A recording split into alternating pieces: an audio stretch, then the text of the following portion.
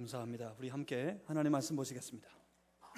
오늘 거룩한 주일 하나님 앞에 나와 예배 드리기 위해 모인 우리 무리에게 허락하신 우리 아버지 하나님의 말씀입니다. 함께 나누실 하나님의 말씀은 구약 성경 여호수아 제 1장 6절에서 8절까지 말씀입니다. 제가 가지고 있는 성경책에는 구약 성경 320페이지에 있습니다. 여호수아 1장 6절에서 8절까지 말씀.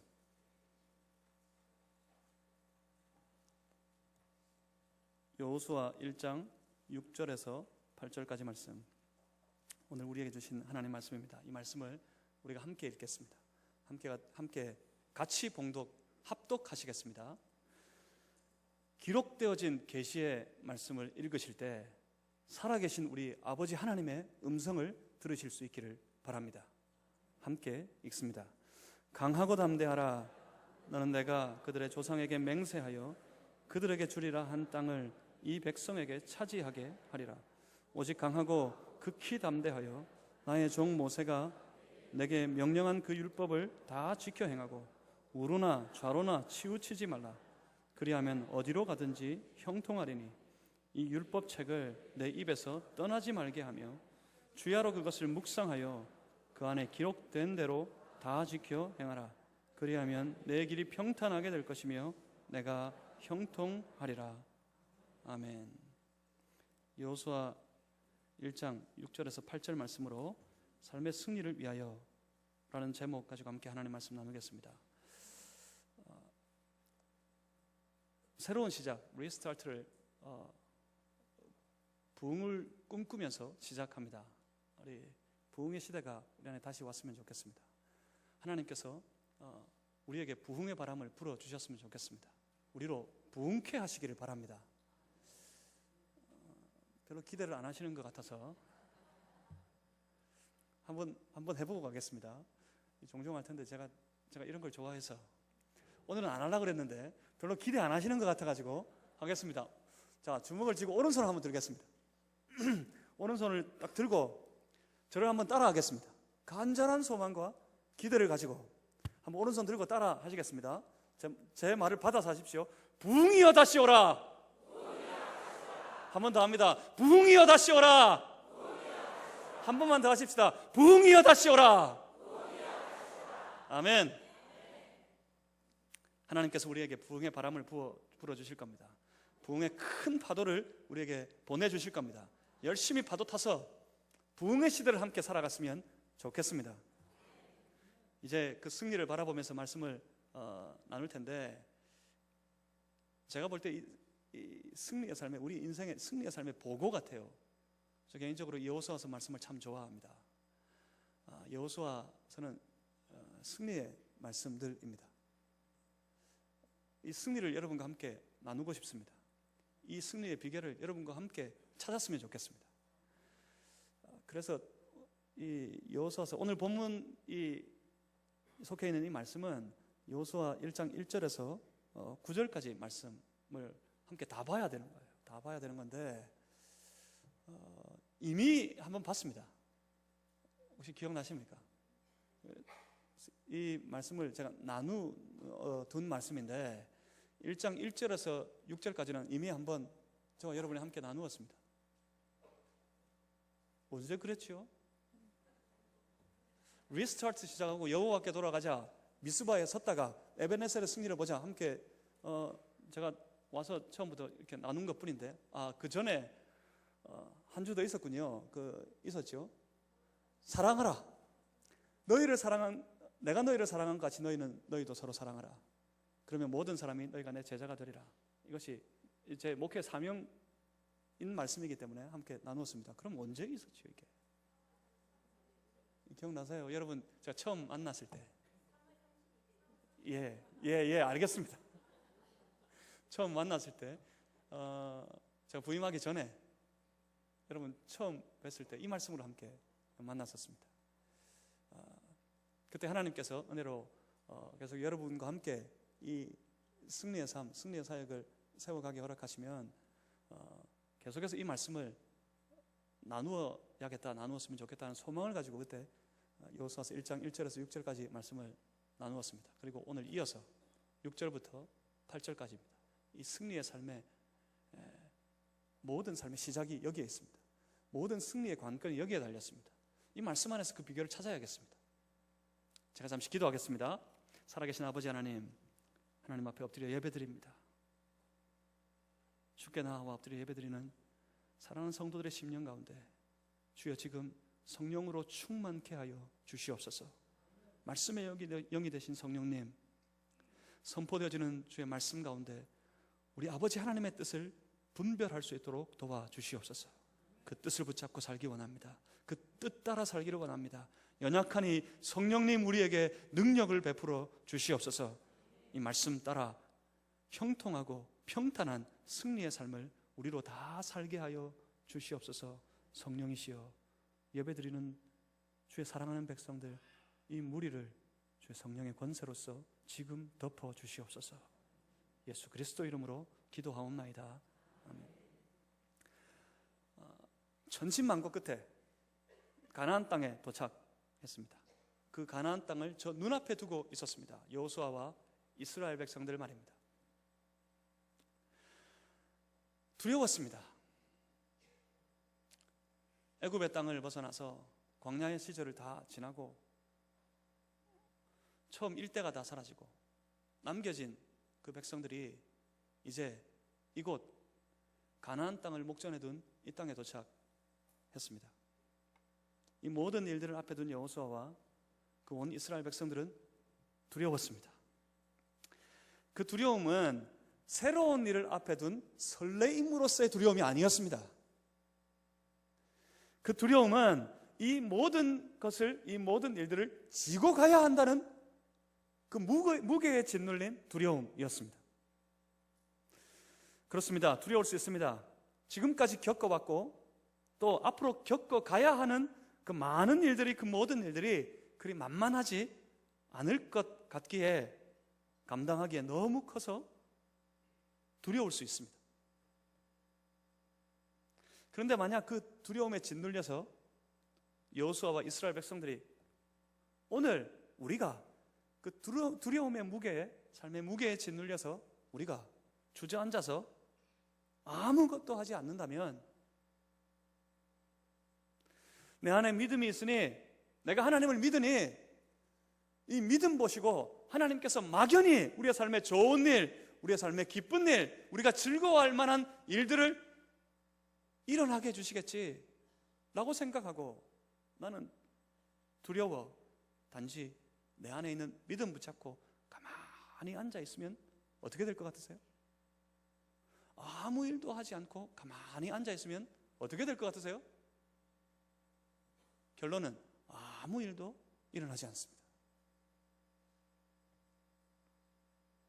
믿음은 가만히 앉아 있는 게 아닙니다. 믿음을 오해하는 사람들이 많아요. 내 안에 믿음 주셨으니까, 내 안에 믿음을 뒀으니까 이것 가지고 됐다, 이만큼이면 됐다, 이만하면 됐다 하고 아무것도 하지 않으려는 이들이 참 많습니다. 하지만 믿음은 주저앉아 있는 것이 아닙니다. 믿음은 머뭇하는 것이 아닙니다. 믿음은 무엇인가를 하는 것이 믿음입니다. 그 일이 하나님이 기뻐하시는 일, 그것이 하나님께서 날 통해 이 땅에 이루시기를 원하시는 주님의 뜻임을 내가 확신한다면 그 하나님의 뜻을 붙잡고 하나님이 기뻐하실 그 일을 위해 내가 무엇인가를 나가 하는 것이 믿음입니다. 두려움을 감수하고 어려움을 각오하고 담대히 일어서 나가서 하는 것이 믿음입니다. 뭐 믿고 그럴까요? 뭐 믿고?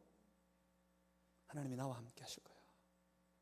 내 믿음의 주가 되신 내 아버지 하나님, 그가 나와 함께 동행하실 거예요. 그 믿음 가지고 말입니다. 저 가나안 땅을 앞에 두고 온 백성들이 오직 자신만을 바라보고 있을 때 큰 두려움에 빠졌던 여호수아에게 하나님께서 약속하셨던 것, 그것 말입니다. 그게 뭐였습니까? 강하고 담대한 담대하라. 내가 너와 함께 있을 것이다. 내가 너와 함께 갈 것이다. 그 약속 믿고 일어나서 두렵지만 전쟁이 그들을 기다리지만 그 강을 건너 저 성을 향해 나아가는 것이 믿음이었습니다. 그러면 어떻게 될 것 같으세요? 그러면 그때부터 그 앞서 행하시는 하나님, 먼저 싸우시는 하나님, 승리를 주시는 하나님, 그 하나님을 그때부터 그 길에 경험하기 시작하게 되는 겁니다. 그렇습니다. 승리의 삶의 가장 근본적인 원동력은 그것이었습니다. 내가 너와 함께 있을 것이다 하는 그 약속을 믿는 하나님을 믿고 신뢰하는 그 믿음이 승리의 원동력입니다. 하나님께서 하실 것을 믿으시기 바랍니다. 두려움을 이기고 승리의 길을 우리 가운데 예비해 두셨으니 함께 하시는 그 하나님을 믿고 일어나 여러분 각자의 삶의 자리에서 믿음 가지고 살아가는 성도들이 되실 수 있기를 주님의 이름으로 축복합니다. 그렇습니다. 일어나야 합니다. 여러분 각자의 생활의 현장, 여러분 삶의 자리에서 믿음 가지고 일어나셔야 합니다. 믿음 가지고 살아가셔야 합니다. 하나님께서 여러분과 동행하실 겁니다. 하나님께서 앞서 싸우실 겁니다. 에베네스를 기억하십니까? 하나님께서 거기까지 도우십니다. 그 끝까지 도우실 겁니다. 그래서 그 길은 형통한 길이 될 것입니다. 이제 믿음 가지고 소망을 품고 일어서셨으면 좋겠습니다. 오늘 본문 가운데 그 형통의 길을 우리 가운데 약속하시는 하나님의 놀라운 은혜의 약속을 함께 보시게 될 겁니다. 오늘 본문의 말씀을 보시면 결론은 그겁니다. 하나님의 약속입니다. 하나님 뭘 약속하셨습니까? 형통할 것이다. 형통할 것이다. 그것을 약속하십니다. 본문의 말씀 속에 그 형통의 길이 있단 말입니다. 형통의 길, 그 길을 여러분 모두가 저와 여러분이 함께 달려갔으면 좋겠습니다. 형통하다 하는 것을 영어 성경에서는 항상 이 두 가지의 단어로 번역합니다. 우리 성경에 일관되게 형통하다 할 때 그 형통이라는 단어를 영어는 두 단어로 번역합니다. 하나는 오늘 본문이 그렇게 번역되어 있습니다. 오늘 본문은 영어 성경에는 형통하다 하는 말을 successful이라고 번역합니다. successful, 성공적이다, 성공할 것이다 이런 거예요. 그리고 또 다른 곳에서는 이 형통을 성공적인 그 삶을 번역할 때 영어에서는 prosper이라고 번역합니다. prosper이 뭔지 아세요? success는 알겠는데 prosper은 뭐죠? prosper은 날로 번영하는 겁니다. 날로 잘 되는 겁니다. 점점 더 성공에 가까워지는 겁니다. 오늘 좋았다가 오늘 성공했다가 내일 폭삭 망하면 그게 무슨 축복이겠습니까? 그죠? 진정한 형통의 축복은 날로 좋아지는 거예요. 하나님과 함께 가면 그렇습니다. 날로 좋아지는 성공적인 삶이 여러분에게 예비되어져 있습니다. 하나님께서 주시는 이 형통의 길을 다 함께 가시는 여러분들 되시기를 주님의 이름으로 축복합니다. 그 형통의 길이 여기에 있습니다. 오늘 본문 속에 있습니다. 그래서 오늘 이 본문의 말씀을 통해서 주께서 주시는 이 형통의 길을 함께 찾았으면 좋겠습니다. 그래서 우리도 그 길을 가고 오늘 우리도 저때 이스라엘 백성들처럼 여호수아처럼 우리도 이 형통을 하나님의 놀라운 형통의 축복을 누렸으면 좋겠습니다. 여기서 시작입니다. 본문 6절에 강하고 담대하라. 하나님께서 저 가나안 땅을 목전에 두고 두려워하고 있는 여호수아에게 찾아오셔서 주셨던 말씀이 이거였습니다. 강하고 담대하라. 내가 너와 함께 있을 것이다. 극히 강하고 담대히 하라. 그렇게 말씀하셨어요.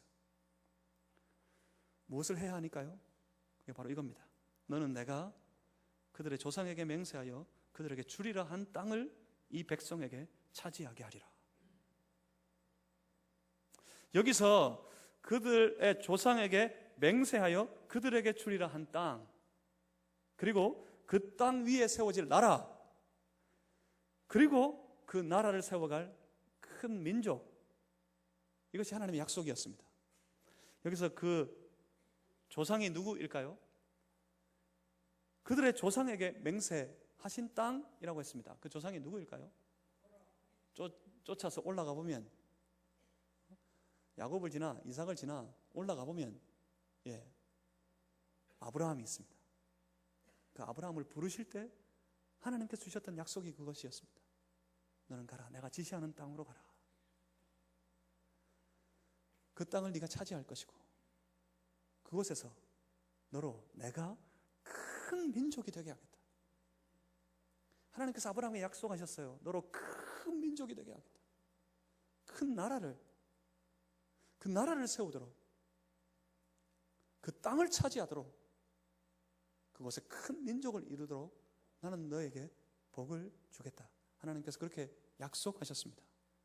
이 약속이 아브라함 이후 온 이스라엘, 그들의 가정에, 그들의 그 이스라엘 백성들의 삶에 대대로 흘러왔습니다.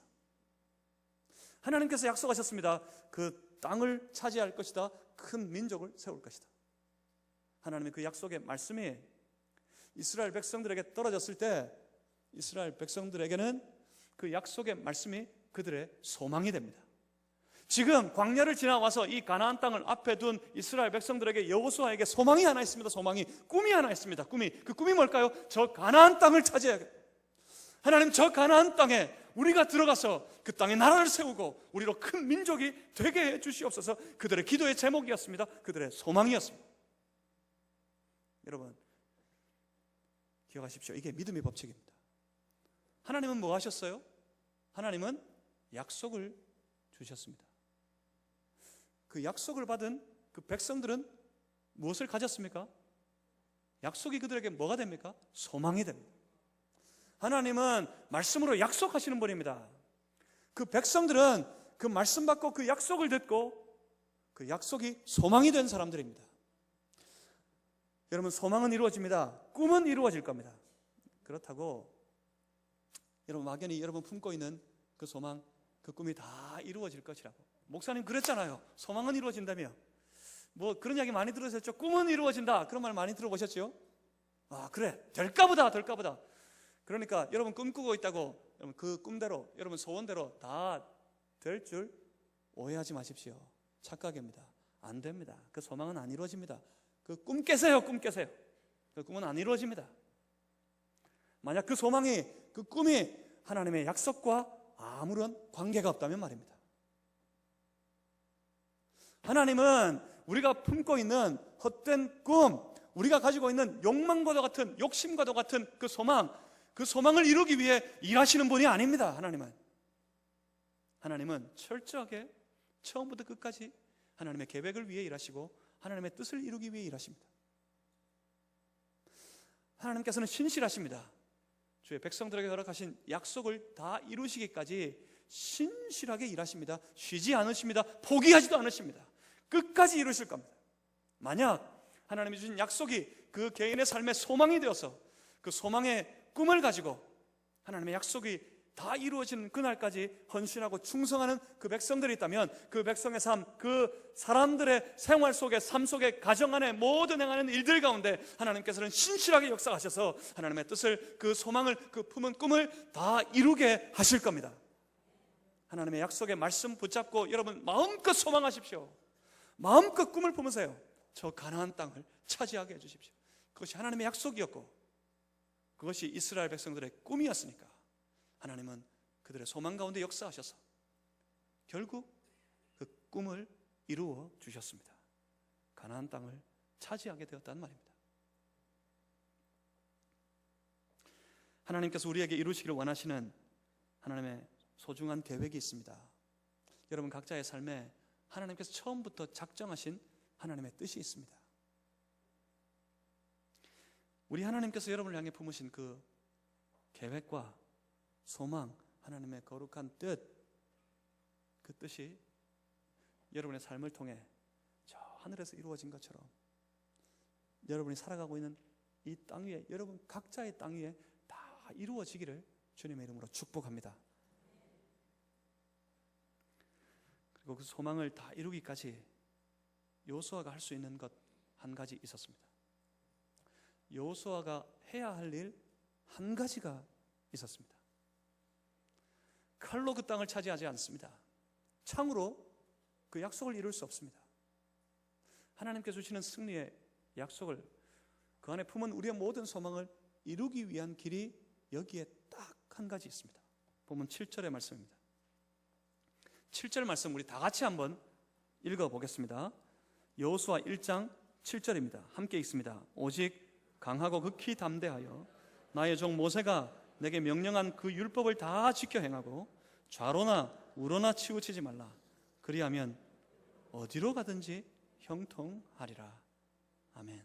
어디로 가든지 형통케 하실 겁니다. 어디로 가든지 석세스풀하게 성공하게 하실 겁니다. 뭐 어디 갈 것 같으세요? 지금 이스라엘이 어디로 갈까요? 어디로 가든지 형통하게 할 것이라 하셨는데 가봐야 어디 가겠습니까? 지금 천신만고 끝에 다 지나서 여기까지 와놓고 갑자기 뒤돌아서 가지고 다시 광야로 들어가겠습니까? 아닙니다. 다시 애굽으로 돌아갈까요? 그렇지 않습니다. 이스라엘이 그리고 여호수아가 가는 길은 정해져 있습니다. 그들이 가야 할 길도 정해져 있습니다. 그 길이 어디입니까? 저 가나안 땅이에요. 그들은 저 가나안을 향해 갈 겁니다. 가나안 땅을 들어가서 저 여리고성을 지나서 그 땅 그곳에 행하는 모든 자리, 그곳에서 만나는 모든 일들 가운데 하나님께서 함께 하셔서 동일하게 역사하실 때 네가 어디로 가든지 그 땅 가운데 무엇을 하든지 너는 결국 형통하게 성공하게 될 것이다. 하나님께서 말씀하십니다. 어떻게 하면요? 어떻게 하면? 여기 아주 중요한 우리 신앙의 진리 한 가지를 보게 됩니다. 신앙의 모든 일들은 전부가 다 마찬가지입니다. 신앙으로 살아가는 삶에 우리의 모든 영역은 다 마찬가지입니다. 믿음 가지고 살 때, 하나님의 백성된 그 믿음으로 살아갈 때, 우리가 살아가는 모든 영역의 일들, 만나는 일들, 행해야 하는 모든 일들, 그 하나하나 모든 일들은 이것과 연결되어 있습니다. 그게 뭘까요? 바로 말씀입니다. 말씀. 우리 안에 신앙이 있다면, 내가 신앙으로 살기 원한다면 그 모든 삶은 반드시 말씀과 연결되어 있습니다. 왜냐하면 하나님께서 그분은 말씀하시는 분이니까요. 하나님은 말씀하시는 분입니다. 하나님께서 우리 안에 하나님의 거룩한 나라를 이루어 가시기를 바랍니다. 그 하나님의 나라가 뭔지 아십니까? 하나님의 나라는 하나님의 통치입니다. 하나님께서 다스리시는 자리가 하나님의 나라예요. 하나님의 통치가 미치지 않는 곳, 그곳은 비록 그것이 교회라고 이름 붙여 놓았더라도 그것은 하나님 나라가 아닙니다. 만약 하나님의 다스리심이 통하는 곳이라면 우리가 하나님의 다스림 속에 우리의 가정을 세워가고 있다면 그 가정이 하나님의 나라입니다. 우리가 살아가는 우리의 직장의 현장이 하나님이 통치하는 곳이 된다면 그 직장은 하나님의 나라입니다. 주의 몸된 교회가 하나님이 통치하시는 곳이라면 주의 몸된 교회를 통해 하나님께서는 우리 안에 하나님 나라를 이루어 주실 겁니다. 하나님은 통치하시는 분입니다. 그 백성은 어떤 이들입니까? 그 백성은 그의 통치에 순종하는 자들입니다. 그런데 중요한 게 있어요. 하나님은 통치하시는데 무엇으로 통치하실까요? 권력으로 하시지 않습니다. 창칼을 앞세워 하시지 않습니다. 무력으로 하시지 않는다는 말입니다. 하나님은 그 나라를, 그 백성들을 무엇으로 통치하십니까? 말씀으로 통치하십니다. 하나님은 말씀하시는 분입니다.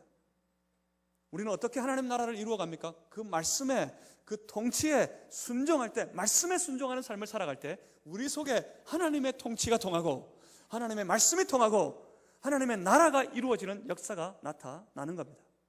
하나님은 말씀하는 분입니다. 그러니까 하나님의 백성들이 하나님 주신 모든 삶의 자리에서 믿음 가지고 살아가는 모든 영역의 일들은 전부 다 말씀과 관계에 있습니다. 그래서 말씀합니다. 모세가 명령한 율법, 그것을 지켜 행하라.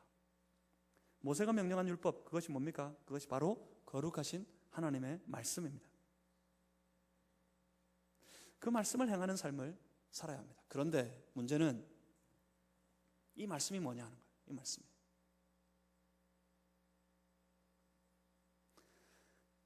이 말씀은 특별히 내 옆에 있는 사람들에게 떨어진 것이 아닙니다.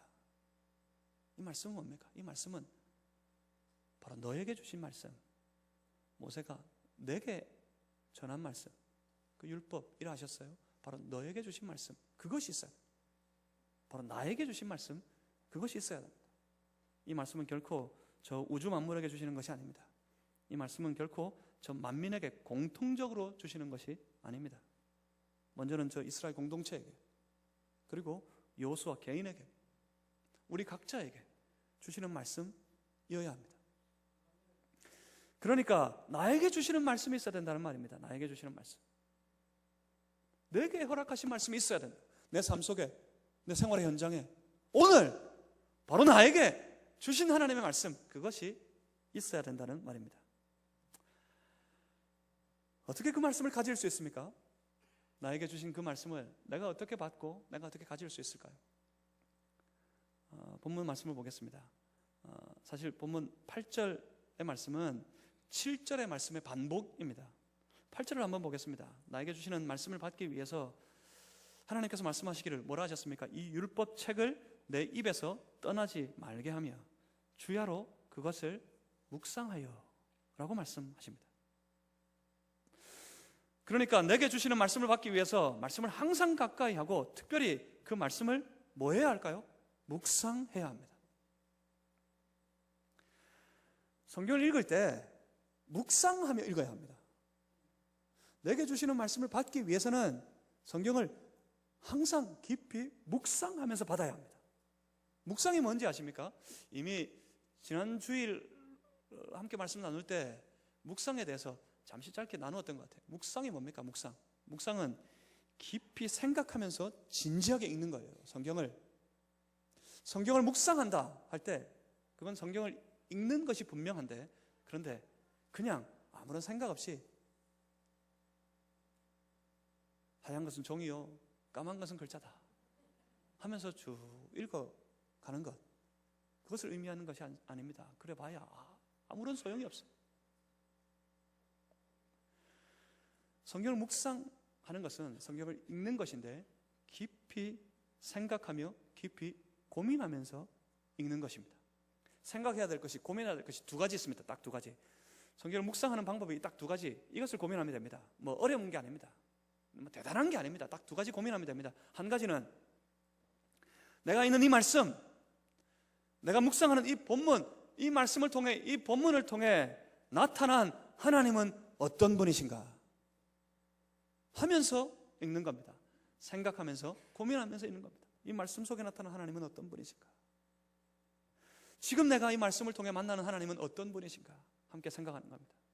그리고 또 한 가지, 그 하나님께서 도대체 나에게 원하시는 것이 무엇일까, 그것을 고민하면서 읽는 겁니다.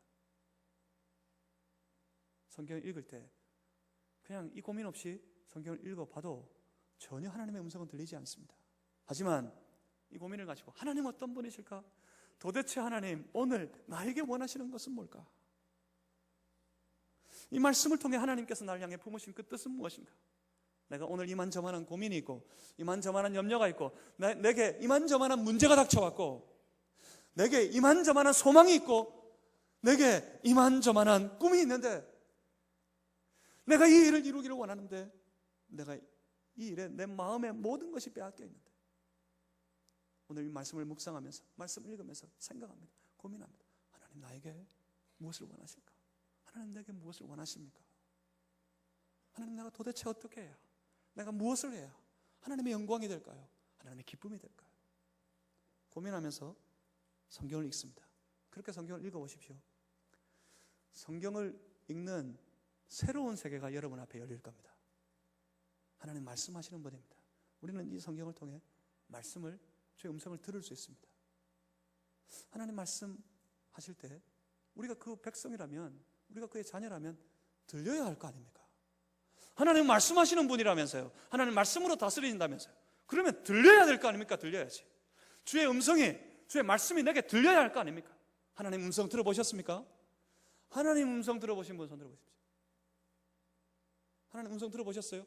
그 음성이 어떻던가요? 남자의 소리입니까? 여자의 소리입니까? 음성을 들어보셨어요? 청년의 목소리였습니까? 아니면 연세 많으신 어르신의 목소리입니까? 어떻던가요? 하나님의 음성이라면 떠오르는 뭔가가 있으세요? 한국 사람들은 떠올리는 게 있습니다. 하나님의 음성이다 그러면 내가 하나님의 음성을 들었어요 하는 사람들, 그런 사람들의 이 증언을 가만히 들어보면 그게 색깔이 거의 동일하게 한 가지 같아요. 어떤 음성입니까? 옛날에 전설의 고향에서 봤어요. 전설의 고향에 나타났던 산신령의 음성. 신목사야, 신목사야, 네가 오늘 동쪽으로 가면 귀인을 만나게 될 거야. 귀인을 만나게 될 거야. 이게 뭐죠? 옛날 토정벽을 비교를 보면 꼭 그런 거 나와요. 그렇습니까? 아닙니다. 하나님의 음성은 그렇게 듣는 게 아닙니다. 하나님의 음성은 그렇게 들리지 않습니다. 하나님께서 말씀하십니다. 하나님께서 말씀하실 때 그 모든 하나님의 계시의 말씀이 어디에 기록되어져 있습니까? 성경입니다. 이 땅의 계시는 이제 멈췄습니다. 소위 신사도 운동이라는 이단들이 아직도 계시가 있다고 해서 직통 계시를 받고 그럽니다. 하나님 뭐라고요? 하나님 된장찌개를 끓이라고요? 이러는 사람들이 있어요. 설교할 때도 그럽니다. 지금 하나님이 말씀하십니다. 하나님 뭐라고요? 예, 여러분 돈 많이 내랍니다. 그러는 사람들이 있어요. 아닙니다. 거짓입니다. 모든 계시는 이제 그쳤습니다. 완성되어졌기 때문입니다. 어디에? 신구약 66권 성경의 말씀에 이 계시된 말씀을 읽을 때마다 우리는 살아계신 아버지 하나님의 음성을, 그 말씀을 들을 수 있습니다. 누가 듣습니까? 묵상하는 사람들이.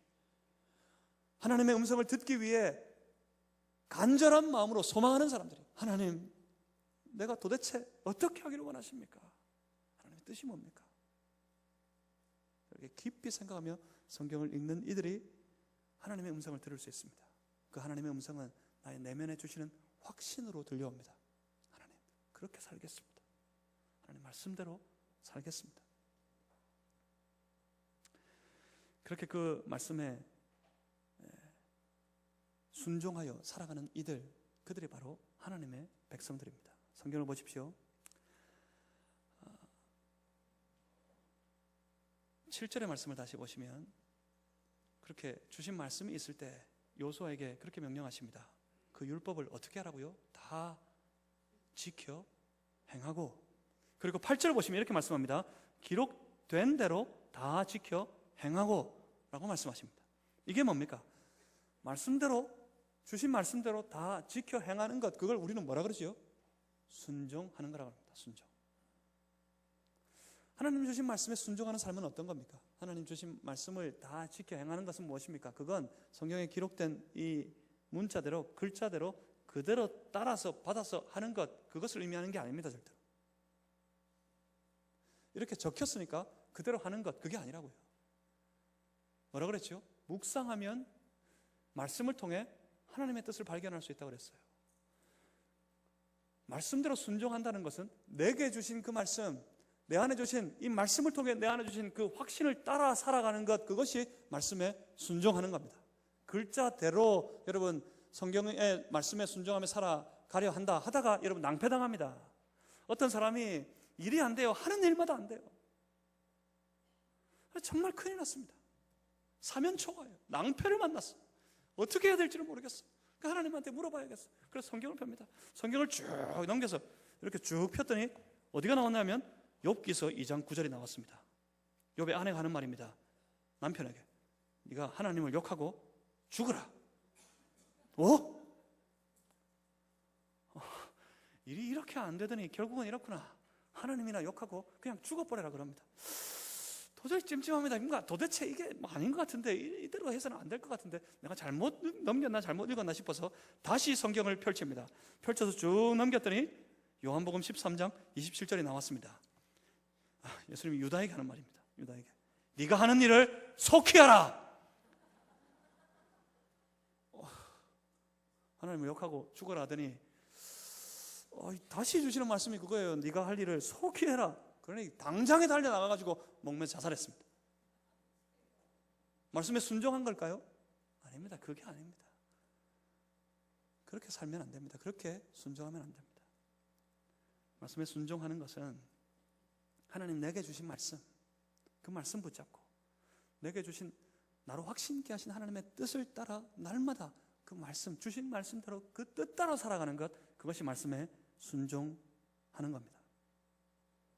그 말씀에 순종하여 살아가는 삶, 그게 바로 믿음의 삶입니다. 하나님은 말씀 주시고 그 말씀이 묵상 가운데 내게 하나님의 음성으로 다가왔을 때 주의 백성들은 그 말씀을 붙잡고 그 말씀대로 살아갑니다. 이게 신앙생활입니다. 이게 믿음입니다. 믿음의 삶은 딴 거 아닙니다. 믿음의 삶은 치장하는 거 아닙니다. 믿음의 삶은 연수를 자랑하는 거 아닙니다. 내가 마산제일교회 다닌 지 몇 년입니다. 마산제일교회에 제일 짧게 다니신 분이 누굽니까? 손 들고 있습니다. 손 들고 있는 저 같아요. 저보다 다 오래 다니셨다고. 저보다 다. 마산제일교회 40년 이상 다니고 계신 분 손 들어보십시오. 40년 이상. 할렐루야. 40년 이상 되셨어요? 뒤에도 계시고. 그러시구나. 선배님 존경합니다. 존경. 그렇지만 내가 마산제일교회 40년 성도입니다. 그것 자랑하는 것이 우리가 믿음으로 사는 삶이 아닙니다. 그 위대한 교회 마산제일교회 내가 집사야, 내 타이틀을 자랑하는 것, 그 자랑으로 사는 것, 내 집사의 직분으로 사는 것, 그게 신앙생활 아닙니다. 신앙생활은 뭡니까? 믿음의 삶은 뭘까요? 하나님은 말씀 주시는 분이고 그 백성들은 그 말씀 따라 살아가는 삶입니다. 여러분이 주신 말씀이 있고 그 말씀 따라 살 때 여러분은 신앙의 삶, 믿음의 삶을 살아가시는 게 되는 겁니다. 그렇게 순종하면 하나님께서 형통케 하실 거랍니다. 오죽했으면 하나님께서 사무엘을 통해서 미리 말씀하시기를, 그 유명한 말씀이 있죠. 순종이 뭐보다 낫다고요? 제사보다 낫다. 오죽했으면 하나님께서 순종이 하나님 앞에 드려진 그 엄숙한 제사보다 더 낫다 하셨겠습니까? 신앙의 삶은 말씀에 순종하는 겁니다. 여러분 어떻습니까? 여러분 말씀에 순종할 준비가 되셨습니까? 순종하는 삶을 살아가시겠습니까? 안 할 거예요. 이러면 곤란해지는데 여기서 접어야겠습니다. 말씀에 순종하는 삶을 살아갈 준비가 되신 분들만 아멘으로 한번 화답해 보겠습니다. 여러분 말씀에 순종의 삶을, 말씀에 순종하는 삶을 살아갈 준비가 되셨습니까? 아멘. 예, 준비는 됐습니다. 준비는 됐겠죠. 그렇습니다. 언제든지 기회만 주어지면 말씀에 순종하는 삶을 살 겁니다. 말씀에 순종하는 삶을 살고 싶습니다. 기회만 주어지면 말입니다. 그런데 웬일인지 좀채 그 기회가 안 주어져요. 말씀에 순종할 기회가 없어요.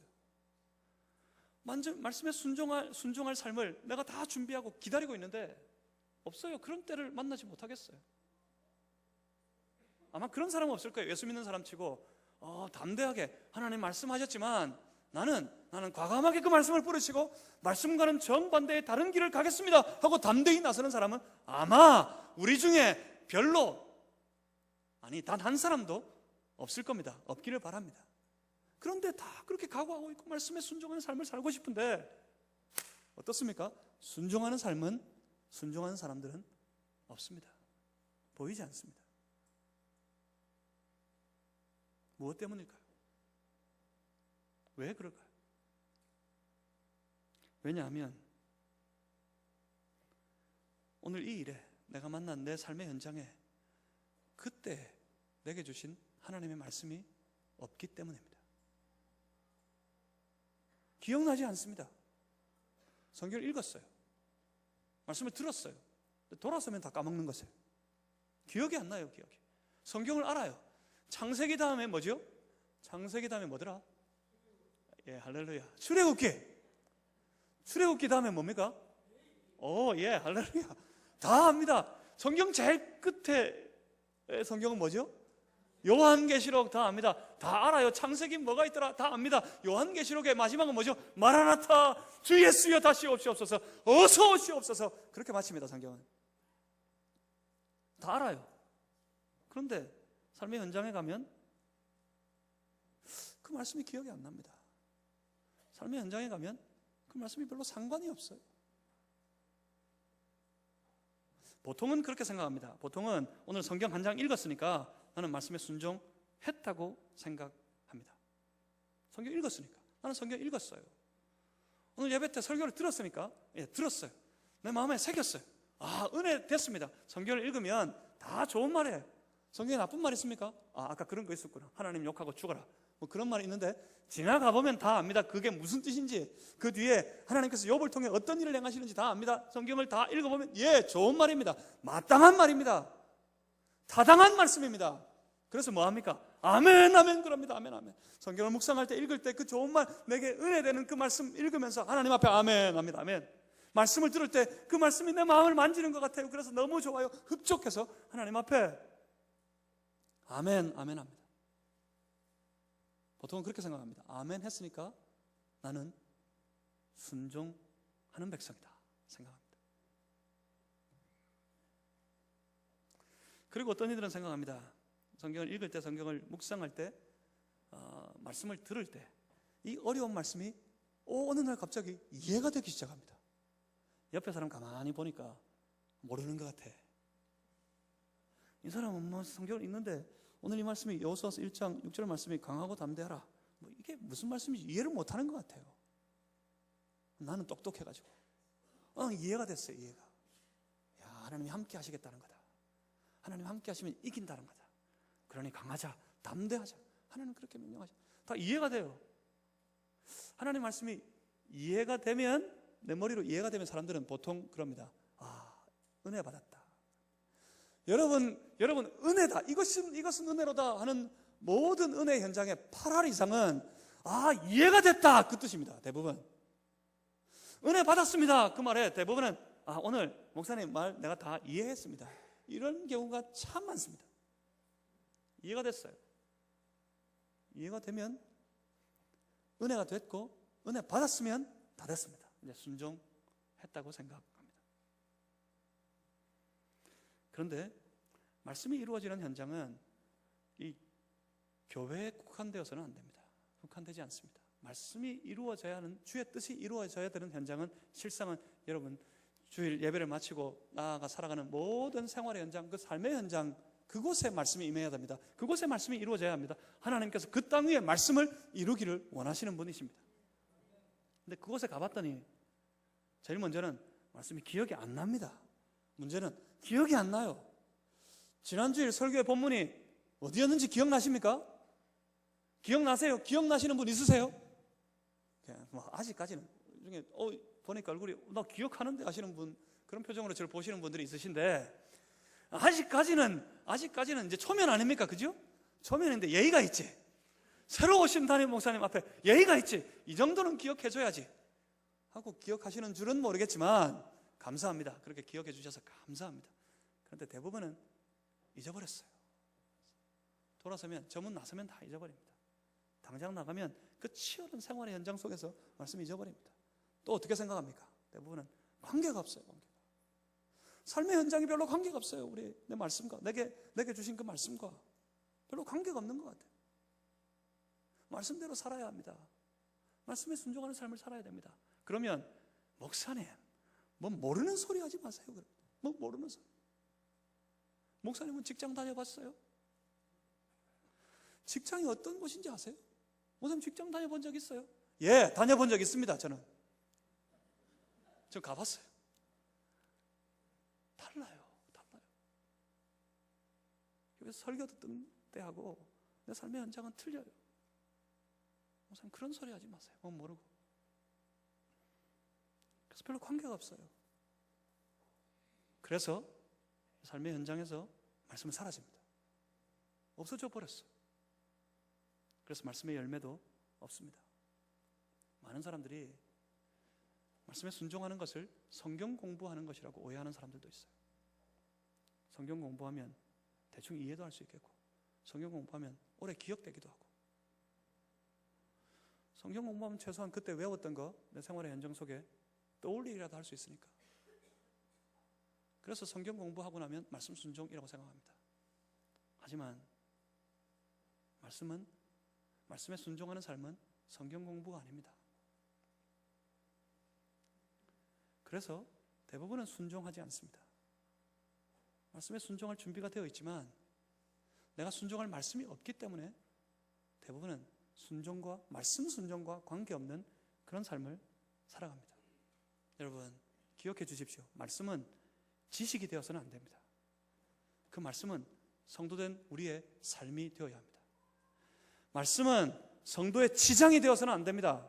그 말씀은 성도의 생활의 흔적이 되어야 합니다. 다시 하겠습니다. 기억하십시오. 말씀은 지식이 되면 안 됩니다. 내가 이해했습니다. 내가 암송했습니다. 내가 압니다. 다 압니다. 그렇게 말씀은 지식으로 남아있어서는 안 됩니다. 말씀이 뭐가 돼야 된다고요? 삶이 생활이 되어야 합니다. 말씀은 생활이 되어야 합니다. 말씀은 지장이 되어서는 안 됩니다. 내가 이런 훈련도 받았고 저런 훈련도 받았고 앞으로 제가 이만저만한 훈련을 함께 하십시다 할 텐데 목사님 다 해봤어요. 하시는 분들이 혹시 있으실 거예요. 그렇게 말씀은 나를 치장하는 지장의 제목이 되어서는 안 됩니다. 뭐가 되어야 된다고요? 말씀은 우리의 생활에 성도의 삶의 흔적이 되어야 합니다. 여러분이 지나간 자리, 여러분이 살아가는 삶의 현장, 그곳에 말씀의 흔적이 남아있어야 돼요. 말씀이 이루어져야 합니다. 그렇게 순종하는 삶을 살기 위해서 필요한 게 있습니다. 뭡니까? 그게 뭡니까? 나에게 주신 말씀입니다. 바로 나에게 주신 하나님의 말씀이 있어야 됩니다. 내가 외운 말씀이 아닙니다. 이 말씀을 통해 나를 향해 품으신 하나님의 뜻을 발견하고 이 말씀 안에서 내게 이루기를 원하시는 하나님의 소원을 발견하고 말씀 안에 주시는 확신을 붙잡고 오늘 나는 이 말씀 따라 살겠습니다 하는 결심을 가지고 나가 살아가는 것, 그런 생활이, 그런 삶이 우리에게 필요합니다. 한국 교회가 무너져 간다고 합니다. 무엇 때문일까요? 크게 두 가지 축이 있습니다. 한 축은 기도가 무너졌어요. 기도의 간절함이 사라졌습니다. 기도의 기대가 사라졌어요. 하나님 하시옵소서, 부흥이여 다시 오라, 하나님 부흥을 다시 주시옵소서. 우리가 외쳤지만 얼마나 기대하시는지 모르겠습니다. 기대를 가지고 간절한 마음으로 기도하는 그 기도가 회복되어야 됩니다. 한국 교회가. 그리고 중요한 겁니다. 한 축이 무너졌습니다. 뭐냐면 말씀이 무너졌어요. 말씀이 사라졌습니다. 이렇게 말씀이 많은데 말씀이 난무합니다. 말씀이. 성경이 없습니까? 어디 설교가 없습니까? 말씀이 주변에 난무합니다. 그런데 그 난무하는 말씀 중에 나에게 주시는 말씀이 없어요. 무슨 말인지 아십니까? 성경을 묵상하지 않는다고요. 성도들이, 하나님 백성들이 하나님께서 말씀하려 하시는데 그 말씀을 듣기 위해서 하나님의 말씀을 묵상하지 않습니다. 묵상하지 않아요. 수십 번 수백 번을 읽어보았을지는 모르지만 그 말씀을 묵상해 본 지가 오래되었습니다. 다시 말하면 고민하지 않는다고요. 생각하지 않는다고요. 하나님 도대체 이 말씀을 통해서 내게 원하시는 것이 무엇일까?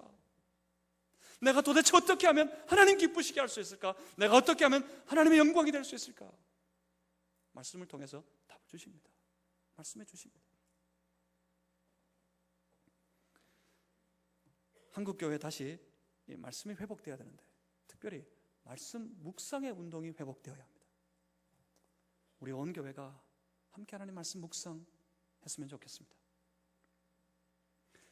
그 하나님 말씀 붙잡고 그 말씀을 받아서 그 말씀대로 살아가는, 그대로 다 지켜 행하는 그런 삶을 살아갈 때 보면 7절입니다. 7절에 이렇게 계속해서 말씀하십니다. 좌로나 우로나 치우치지 말라 말씀하십니다. 좌로나 우로나 치우치지 말라. 그것은 그 생활이 주신 그 말씀, 내게 주신 그 말씀 안에서 벗어나지 말아야 한다 하는 뜻입니다. 우리가 항상 내게 주신 그 말씀 안에 살아야 한다는 말입니다. 내게 주신 그 확신과 내게 주신 이 말씀을 통해 주신 주님의 뜻이 있다면 그 뜻을 붙잡고 그 뜻을 이루기 위해 살아야 한다는 말입니다. 저 왼쪽에 보이는 세상의 욕심, 오른쪽에 보이는 세상의 화려함, 이거 붙잡으려고 저거 취하려고 하는 삶이 아니라 오늘 내게 주신 하나님의 말씀, 나에게 소원하시는 그 하나님의 뜻을 붙잡아 그 뜻을 이루기 위해 내가 간절한 심령으로 살아가야 한다는 뜻입니다. 그러면 그렇게 말씀 묵상하고 그 말씀 항상 붙잡고 그 말씀 안에서 그 말씀대로 살아가면 어떻게 될까요? 이렇게 됩니다. 네가 어디로 가든지 내 길이 평탄할 것이요 내가 형통하게 될 것이다. 그렇게 하면 주시는 말씀, 내게 주시는 말씀이 있어서 그 말씀 붙잡고 그 말씀 안에 머물러 그 말씀을 이루는 삶을 내 모든 생활 속에, 내 삶 속에 최선을 다해 살아가면, 그 말씀대로 살면, 그 말씀에 순종하면, 말씀 붙잡고 살면 내 가는 모든 길이 평탄할 것이다. 내가 평탄하게 가겠다. 내 모든 길이 형통할 것이다. 반드시 승리하게, 반드시 성공하게, 날이 갈수록 더 좋아지게 내가 너를 축복할 것이다. 하나님 약속하십니다. 내게 주시는 하나님의 말씀, 그것을 붙잡아야 합니다. 그 말씀이 여러분의 삶을 만지기를 바랍니다. 삶의 모든 문제가 그 말씀 안에서 다 해결될 것입니다. 만약 그 말씀이 우리의 마음에 떨어지면 우리 마음속에 품고 있는 모든 문제가 그 말씀 안에 해결될 줄 믿습니다. 그 말씀이 만약 우리의 육신의 삶에 떨어지면, 육신의 삶을 만진다면 우리의 육신의 삶에 가지고 있는 모든 어려움이, 모든 아픔과 모든 문제가 그 말씀 안에 다 해결될 줄 믿습니다. 만약 그 말씀이 우리의 가정 안에 떨어지면 우리 가정에 있는 모든 불목과 모든 불화가, 모든 아픔이, 모든 문제가 그 말씀 안에 다 해결되어져서 우리 주님 주시는 평강과 우리 주님 허락하신 화목이 우리 가정 안에 넘쳐나게 될 것을 믿습니다. 그리고 만약 그 말씀이 우리의 생업의 현장에 떨어진다면 그 말씀이 우리의 생업을 가로막고 있던 모든 것들을 다 무너뜨리고 뚫어버려서 그 생업의 현장이 그 말씀 때문에, 말씀으로 인하여 형통하게 될 줄을 믿습니다. 그리고 만약 그 말씀이 우리가 섬기는 주의 몸된 교회 가운데 선포된다면 주의 몸된 교회는 날이 갈수록 더욱 새롭고, 날이 갈수록 더 건강하고 더 아름다운 교회로 주님이 기뻐하시는 모습으로 세워질 줄 믿습니다. 우리 온 생애가 열심히 주님 말씀 묵상하고 말씀에 순종하고, 그래서 결국 형통한 삶, 승리의 삶을 살아가는 그런 인생이 되기를 주님의 이름으로 축복합니다. 그래서 제가 말씀 묵상 운동을 꿈꿉니다. 저게 꿈이 하나 있습니다. 시간이 좀 갔지만 좀 나누기를 원합니다. 저게 꿈이 있습니다. 제 꿈은 우리 마산제일교에 속한 모든 원속들이 각자의 삶의 자리에서 말씀 묵상하는 성도 되는 것. 그냥 단순히 성경 읽는 것이 아니라 말씀 묵상하는 성도 되는 것. 그래서 하나님 주시는 말씀을 받고 그 말씀을 붙잡고 그 말씀대로 살아가는 그런 삶을 살아가는 성도 되는 것. 그것이 저의 꿈 중에 하나입니다. 그래서 모입니다. 모이면 뭐 할까요? 말씀 묵상하고 하나님의 뜻을, 이것이 하나님의 뜻인 줄 알고 그것을 확신하는 이들, 사람들, 내 지체들을 만나면 뭐 할 것 같으세요? 만나면 말합니다. 오늘 말씀 중에 하나님 내게 이런 은혜를 주셨어. 하나님 내게 이만저만한 것들을 소원하시는 것 같아요. 나는 그 말씀대로 순종하며 살 것이다. 이게 뭡니까? 이게 말씀 묵상을 나누는 겁니다. 묵상, 말씀 나눔입니다. 이 일들이 우리 안에 벌어졌으면 좋겠습니다. 말씀 묵상의 운동이 뜨겁게 우리 교회 안에 일어났으면 좋겠어요. 될까요? 앞으로 한번 두고 보십시오. 그 일을 이루어 가려고 합니다. 말씀 묵상의 운동, 그리고 그 묵상을 나누는 묵상 나눔의 운동, 이것을 함께 이루어 갈 텐데 구체적으로 우리 교회 사역의 프로그램으로 나타날 겁니다. 그때 잘 함께 동력하여서 따라오셨으면 좋겠습니다. 말씀 받고 말씀에 순종하면 반드시 승리케 하실 줄 믿습니다. 기도하겠습니다. 살아계신 아버지 하나님, 우리 가운데 오셔서 우리 가운데 말씀하여 주시옵소서. 하나님, 우리의 말씀, 우리에게 주신 그 말씀 붙잡고 그 말씀대로 살아가게 하여 주시옵소서. 말씀 붙잡고 좌로나 우로나 치우치지 아니하고 그 말씀대로 살아가는 모든 삶의 현장을 평탄하게 하시고 형통하게 하실 것이라고 약속하셨습니다. 과연 우리 모든 마산제일의 권속들의 삶이 평탄하게 하시고 형통하게 하여 주시옵소서. 승리를 주시옵소서. 예수 그리스도 이름으로 기도하옵나이다. 아멘.